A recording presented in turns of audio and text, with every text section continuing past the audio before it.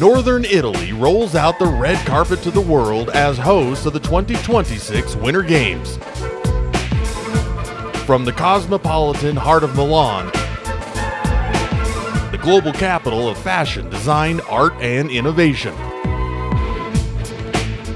to the snow-capped Dolomite Mountains of Cortina, a scene out of a Hallmark movie. The world comes to Italy. The world comes to hear stories of a host country with breathtaking splendor, and culminates with a closing ceremony in an ancient 2,000-year-old Colosseum built by the Romans. It's almost curtain up for Italy, weaving together competition with the nation's artistic soul to create a masterpiece. Join us for Countdown to the Winter Games. Hello, I'm Matt Renew, and welcome to Italy, host country for the upcoming Winter Olympics. This isn't the first time this country's hosted the Winter Games. They did it here in Cortina in 1956. Then they hosted again in Torino in 2006. Now they're at it again with two host cities, Milan and Cortina, for the 2026 Winter Olympics. We hope you'll join us as we explore the beautiful scenery of this country, look at how organizers are planning the most spread out Olympics ever, and explore what makes Italy famous, from its fast cars to its food to its fashion. The 2026 Winter Olympics in Italy is doing something never tried before. I think it's fantastic, and the two cities and the widespread games, and then you have to put this into reality. With organizers picking two cities to share the Olympic hosting duties. So Milano Cortina, and the IOC accepted this change of tradition, which is not always easy to change. Hockey and ice skating are being held in Milan, while 5 hours away, alpine ski racing, curling, and bobsled are being held in Cortina. In Cortina, there's a strong tradition. We have some of the best athletes. The recent 2024 Summer Olympics had events all over Paris, but Italy is going bigger. To represent this duality of our games, the city and the mountains. With events all over northern Italy in the most spread out Olympics ever. So the idea is to adapt the games to the territory, not vice versa. So we decided, since the candidature, to go in location. Using existing venues so that Italy didn't have to build many new venues. To go where existing venues were, rather than building new ones, and making sure that the venues will be used afterwards, in the mountains especially. And while there are challenges from securing all these areas to even getting people to all these places, the transportation system that we have everybody, not only spectators but also media and Olympic family, move through public transport. Organizers say these Olympics will show the world a new way to host the Olympics, while also showing a lot of Italy. Character and personality of our games is what we call the new Italian spirit. The model for the Olympics now are for host cities to use existing venues, and they're doing that here in Cortina, with curling being held in a venue steeped in Olympic history. This is where they held the opening ceremony in figure skating for the Olympics 70 years ago. The Italian mountain town of Cortina is filled with beauty, and Cortina-born Giacomo Colli says, "I'm born in Cortina, raised in Cortina." A lot of Olympic history. And the first Olympics here in Cortina really changed the lives of people from Cortina. Cortina hosted the 1956 Winter Olympics and the opening ceremony stadium where they held figure skating and hockey. People during the Olympics will be mainly seated on the long side. 70 years later, is still being used, playing a big part in the 2026 Winter Olympics, with curling being held here after some big upgrades. The venue here, it's quite old because it was built in 1952 for the 1956 Olympic Games. But now with the 2026 Olympics, they're renovating it, building new changing rooms and making it more accessible for wheelchair people. The once open-air stadium, But back in the days, it was an open air. now has a blue roof on it, but the original 1950s wooden structure surrounding the inside of this ice arena Wooden part is the old one. and the blue one is the new seating. is still there, along with the original metal floors that are perfect for curling fans Ice hockey games. to make a lot of noise. Stuff here, everybody. And located next door to the women's alpine ski racing venue and the 2026 Olympic bobsled course, That's the last curve of the bobsled track. Giacomo says this historic ice arena will help add the next chapter in Cortina's rich Olympic history. A great opportunity for Cortina having the Olympics back again. A big part of Italian culture are beautiful, fast cars, and they have one car company that was founded in Milan that's got some of the most beautiful, some of the fastest, and some of the strangest cars you're ever going to find on the road. In the heart of Milan, where fast, beautiful sports cars are everywhere, you'll find the Alfa Romeo Museum, Lorenzo Ardizio, I'm the curator of the Alfa Romeo Museum. where curator Lorenzo Artizio says you can see some of the coolest Italian cars ever made. The Alfa Romeo Museum was one of the first company museums in Europe and the first one in Italy. Alfa Romeo started in Milan in 1910, and now tens of thousands of people a year come to their museum. We have 100,000 visitors per year, and more than the 50% are coming from other countries. To see hundreds of Alfa Romeo's most stylish and fastest cars ever designed. The museum has a collection of 287 cars. They have the first Alfa Romeo ever built, This is the 24 HP, the first Alfa ever. along with some of the strangest. From this green 1968 Carabo model It's a sharp shape with a wedge design and the repetition of geometric shapes all around the body. to a more than century-old car designed to look like a drop of water. So we have the dream of an Italian nobleman that want to have a drop-shaped car in 1913. And given how much Italians love speed, it's no surprise that Alfas are based on racing, winning some of the earliest car races ever, Alfa Romeo won the first ever World Championship in 1925. where they still have what was once the world's fastest car and now one of the world's most expensive. The most expensive car we have for sure is the 8C2900B Le Mans special car. It's a car with an incredible story that is not on sale, but in case probably can be one of the most expensive collection vintage cars ever sold. And we can expect a value exceeding 120 million. Which, like all the cars here, is run on a test track outside the museum, and as curator, I had the opportunity to drive the museum's car. Lorenzo gets to drive each and every one in the museum. Once a year we put them on the track for a couple of laps. A pretty nice perk that Lorenzo says is a great way to speed up the workday. It is one of the best parts of my job. Italy's known for a lot of things, and Venice is one of them. It's the city of water, but it's not the only place that you'll find canals. In fact, the 2026 Winter Olympic host city of Milan has them too. Milan, Italy is most known for its amazing cathedral. Always we have to go by the cathedral. But Milan resident Alessandro Panini says there's another part of this city that a lot of people don't know about. Yes, people are very surprised because most of the people are not aware of the fact that we have water in Milano. And looks a little like Venice. Here we are, the beautiful canals of Milano. Did you expect to find the canals here? The canals of Milan were once a big deal in Europe and were part of the oldest canals that once flowed 31 miles, connecting to a network of canals flowing through the city It was one of the greatest infrastructures back then.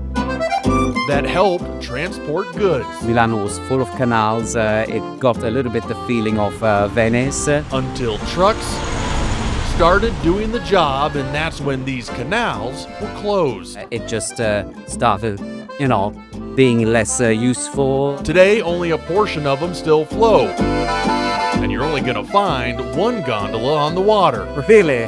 Not joking, we have one gondola, so you can take a ride on the canal. But more tourists are discovering the water here, leaving locks on the bridges and enjoying a part of Milan tourists are starting to appreciate this area as well. Alessandro says has been flowing with beauty for centuries. It's very lovely.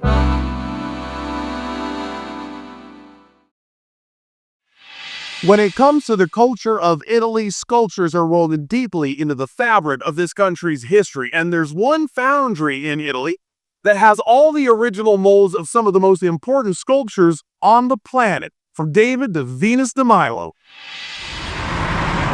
In Florence, Italy, where art is a way of life, In Florence, millions of people come just to see pieces of art. Ferdinando Marinelli I'm Ferdinando Marinelli. has spent a lifetime making art. I love more this work. He's the owner of the Ferdinando Marinelli Foundry, where artists have been making sculptures for more than 400 years. Posthumous castings of classical pieces. And in all that time, artists have been doing things To chisel all the formella. just like they did during the Renaissance period. We work in the same exactly way of the Renaissance people. Nothing is new except electricity, obviously. In the one place on Earth, We have the treasure of the foundry. you'll find original molds of history's most important works of art. And we are the only one in the world, I would say, that we have all these molds, the original molds. All in a warehouse that looks more like a museum, filled with priceless original molds from the world's most iconic statues, some created by legendary artist Michelangelo. This is the original mold made on the Michelangelo Madonna di Bruges. And today, these posthumous casts are sculpted alongside new pieces made custom order. If you want, I can do you in bronze. With a small group of artists, the few on Earth who still have the knowledge and skill She came 18 years ago. to meticulously sculpt by hand, Can you see the difference? spending days, weeks, and months putting life into bronze sculptures. Handmade, we say the thing, the human work that makes alive a sculpture. Thousands of pieces born in this Italian foundry that Ferdinando grew up in, first studying to become a doctor so he could save lives, And I stopped the university and I came in the foundry. but now uses to keep a long and rich Italian tradition living. Very proud and very grateful.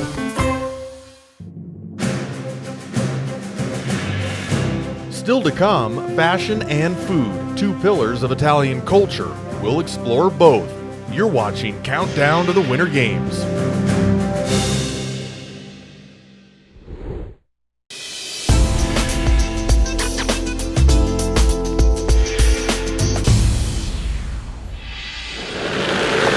Italy loves things that look good, from the art to the cars and, of course, the high fashion. Well, fashion is so very important all over Italy. And Milan resident Alessandro Panini says there's one place in Milan to go for the finest styles. Indeed, in the Galleria we have all the most famous brands, the shops from lovely shoes to the beautiful accessories. We have Prada. I'm mentioning that because we have the very first shop of Prada open here. Located in the heart of Milan, right next to the Milan Cathedral, is the Galleria, a mall built in 1865 with a dome and architecture that are as beautiful. Look at it. It's covered with glass and iron ever since the beginning. As the clothes being sold here. 1865 when this was built. And today is full of the biggest names in fashion. We have Gucci, we have Louis Vuitton, we have them all. Where looking good is feeling good. We call it in Latin the genius loci, so there is something about the place itself that is inspiring people either to dress or to make art. And why Alessandro says Italy is a country where beauty is in every single corner. looks so good. You noticed. In Cortina, Italy, where ski racing and food are everything, Ski and food. Francesco Ganita and his wife I'm the guy managing with my wife. own the Five Torrid restaurant, where they combine two things Italians love most: ski racing and pizza. This restaurant is a home of skiers. Because this is a ski racing family. Francesco's co-owner cousin was a ski racer. He raced 5 Olympics. And back in Colorado, Francesco raced with Denver University, helping that team win the NCAA championship. And the last year we won the NCAA championship. So now, in his Cortina restaurant, among all the great Italian dishes, you'll also find pizza named after 2 of the fastest U.S. ski racers of all time. 2 or 3 pizzas in the menu named by an athlete. This story started probably 6, 7 years ago. The Ted Ligety Pizza made just how Ted Ligety likes his pizza. He made the same pizza without remembering. So we decided to name it Ted Ligety Pizza. And it got really famous. And there's also the Lindsay Vaughn. Lindsay, probably the best customer we had in the past 15 years. Named after her favorite pizza. Both are regulars here, which is one of 2 requirements to have a ski racing pizza named after you. She was speaking Margarita all the time, so it's really hard to change that name. But after the comeback, she decided to come back. We put a Margarita Lindsay Vaughn pizza in the menu. And Francesco says both pizzas are delicious. That's a good pick. And why during the Olympics, people are racing to get a slice. He's a top seller during the World Cup.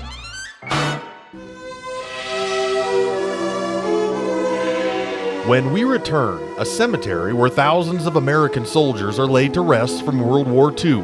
Meet the woman who's in charge of preserving their honor.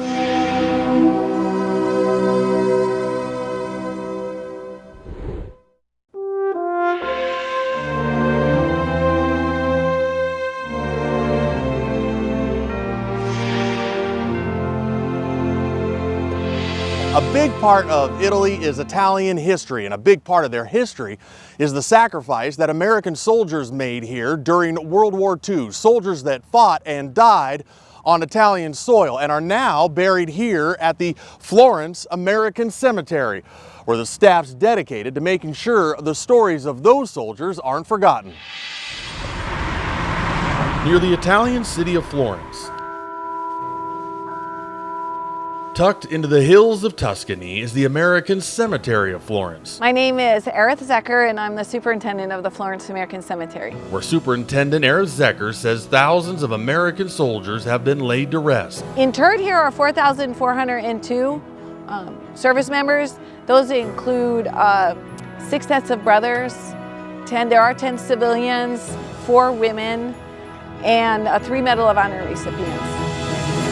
These are the servicemen and women who died in hard-fought battles against Nazi Germany in northern Italy during World War II. Their campaigns, going up all in, described in detail on memorial walls. The largest units are the 10th Mountain Division, the 34th Infantry Division, the 85th and the 88th, the 91st and the 92nd Division. Their names chiseled into rows of marble headstone lining this hollow ground. Men like Fred Zarlango. He's from Denver, Colorado. Who trained with the 10th Mountain Division, then died in Italy during World War II. He was killed 1 month shy of his 19th birthday. Today, a memorial stands on high ground overlooking the cemetery with the names of the missing. They still haven't been found. Etched into a wall. Went missing on May 31st of 1944. Next to a large stone pylon with the spirit of peace at the top, overlooking the many who have fallen here. We are dedicated to not just preserving the stories, but telling the stories. Where Erith says their lives and sacrifice are being preserved in time, honored so they'll never be forgotten. Making sure that the world doesn't forget. And the cemetery itself is the embodiment of a promise kept.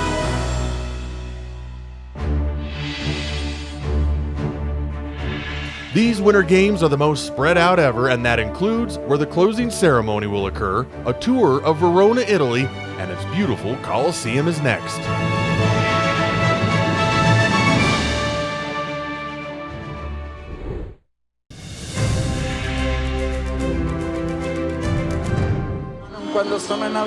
The Olympics might be the biggest sporting event on the planet, But it's Raffaella Pagnier's job. I'm head of brand identity and look of the games. To make sure everyone knows about it. It's a strange project because you have a brand that is the Olympic Games and the Paralympic Games, that then you need to create your own branding. With just a few years to create a brand that sells the 2026 Winter Olympics to the world. It's really interesting, and it's got such a short time of life too. And there's no better brand than the Olympic logo, with this one being a first of its kind. We built our brand personality on that. Designed, then picked by a vote of the people on a TV show. So yes, it was on a TV show, so it was open to all the Italian public, and they could choose between two. With a winning logo that has a lot more than meets the eye, with a design of a handwritten number 26 in steam on a wintry window. We've really enhanced that a lot too, because the idea of having this steamed window